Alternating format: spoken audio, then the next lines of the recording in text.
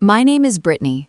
I am 27 years old, and 3 weeks after I bought my beach house, my parents tried to legally take it from me.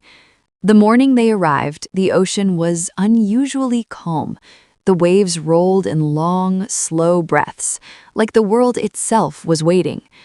I remember thinking how strange peace feels when you've never truly owned it before. For years, my life had been scheduled around other people's expectations. My job, my time, my money, even my dreams had always belonged to someone else first. Walking away from that life had cost me everything I had saved. But for the first time, I owned something that was entirely mine. Or at least, I thought I did. They didn't call before coming. They didn't ask if I was home.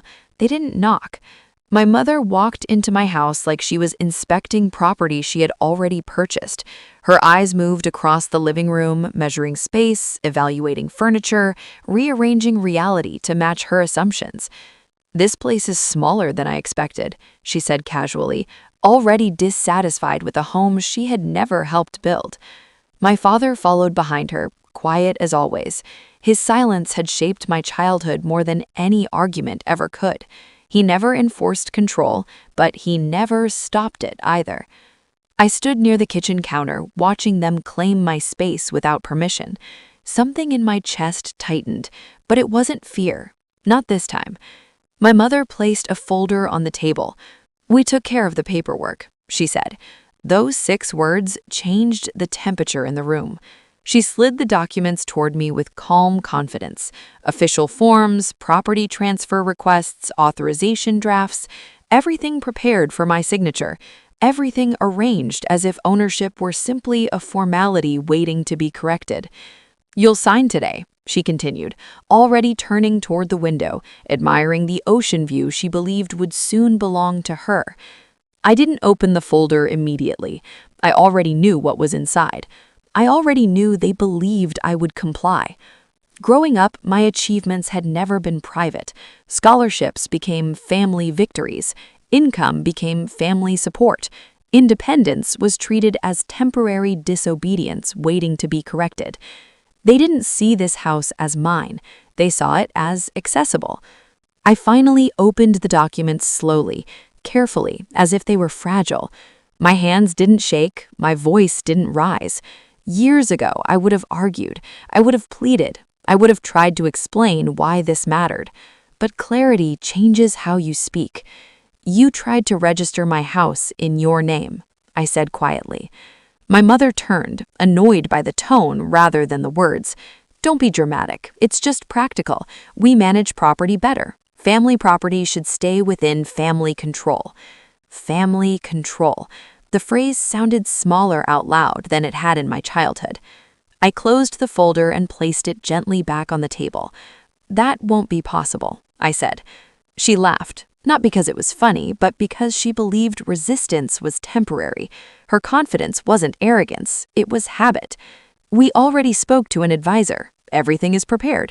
You only need to sign." I nodded slowly. "Yes," I said, "everything is prepared." That was when I walked to the hallway cabinet and returned with my own folder, thicker, heavier, precise. I placed it beside their documents. "I added one clause when I bought this house," I explained calmly. My father shifted slightly, sensing something unfamiliar. My mother's expression hardened, irritation rising where certainty used to be. "What clause?" she demanded. I opened the folder and slid a single document forward. It was short, clear, legally binding. A protective ownership clause. It stated that any attempt, direct or indirect, by family members to claim, transfer, or assume authority over the property without written consent would automatically trigger permanent legal exclusion from residence rights, financial association, and inheritance claims connected to the property. Silence followed. Not confusion, not anger, recognition. They hadn't expected resistance backed by structure. They had expected emotion, negotiation, weakness disguised as respect. Instead, they found preparation. "You're threatening your own parents?" my mother said, her voice sharp but unsteady. "No," I replied gently. I protected myself. My father leaned closer to the document, reading slowly, as if hoping the words would rearrange themselves into something familiar. "They can't stay here," he asked quietly. "They can visit, with respect, with permission, with boundaries." My mother's composure cracked. "This is absurd," she snapped. "We sacrificed everything for you." The sentence echoed across the room, a phrase I had heard my entire life, a sentence that once carried weight, a sentence that once defined obligation.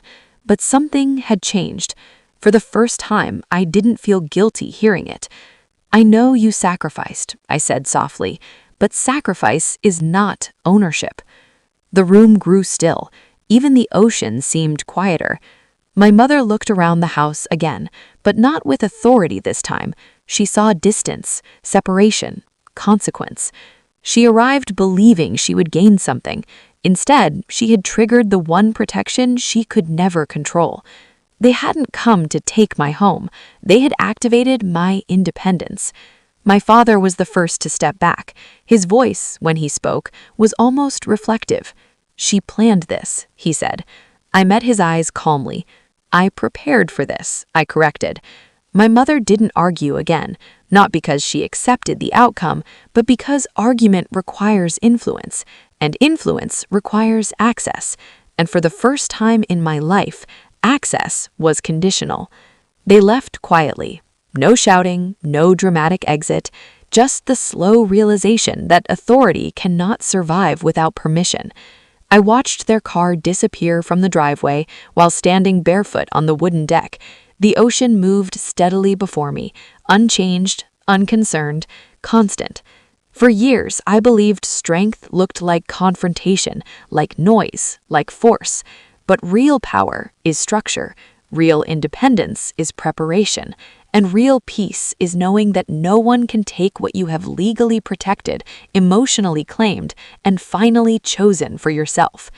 My parents tried to register my beach house in their name. They didn't know I had one clause. But the truth is, the clause wasn't just in the contract. It was in me, and it read, "My life is no longer negotiable."